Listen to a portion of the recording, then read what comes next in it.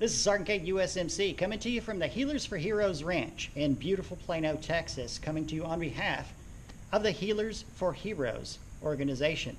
Today I'd like to talk to you about the single most important thing that you could possibly have on your mind at any given point when you're doing the sport of equestrian riding. And on that note, we will be opening up our very first ever horse sense on the topic of safety. A lot of people don't consider safety to be of tantamount importance when it comes to riding horses, because horses in general are very gentle animals that you have a lot of time that you spend with. But what you have to consider with horses, they are still animals. Dangerous at both ends, crafty in the middle. At any given moment, you could be knocked off your horse. It's not a matter of if you get dumped, it's a matter of when you get dumped. If you're lucky, it happens when you're training in an arena. If you're unlucky, it happens when you're out on a trail.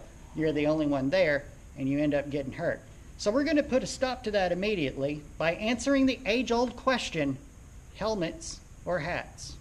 Of course it's a Stetson, and dadgummit it looks good. But what doesn't look good is if this Stetson is hiding an open head wound. So we're going to talk about ways to prevent that from happening with this standard issue safety helmet. They don't cost much. They definitely cost less than a trip to the emergency room. They're relatively stylish.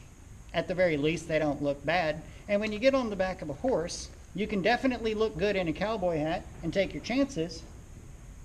Or you can ride secure in the knowledge that should you get dumped, should you find that one rock, you're set up in style. Now, when you go to pick out a safety helmet, there's a couple of considerations to keep in mind. I know that a lot of people consider cost to matter, and nowadays we have an environment in which usually more expensive means better. That's not always the case.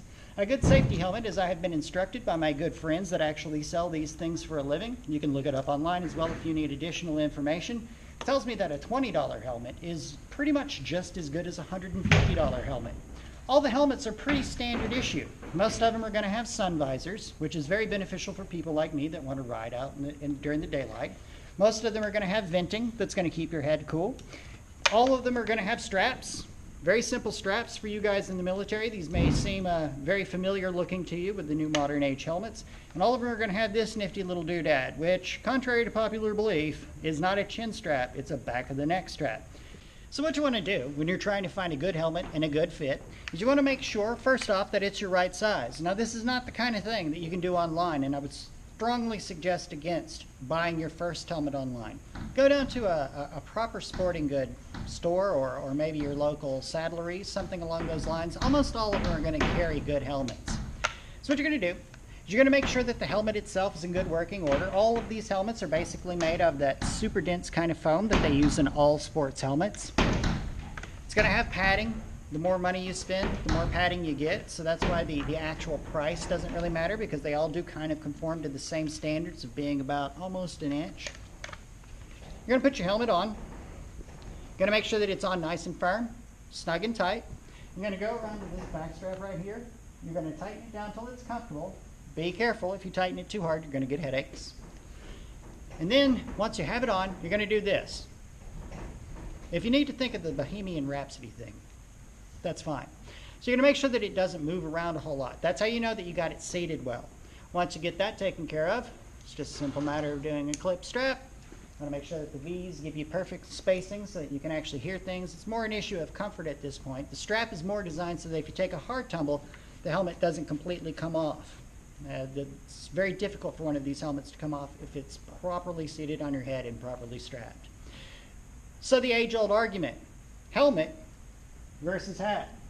Despite the fact that it's a Stetson, I will always take the helmet every time I get on the back of a horse, because this is infinitely less expensive than a trip to the emergency room, and I want to make sure that I can still remember how good my ride was when I get back to the barn.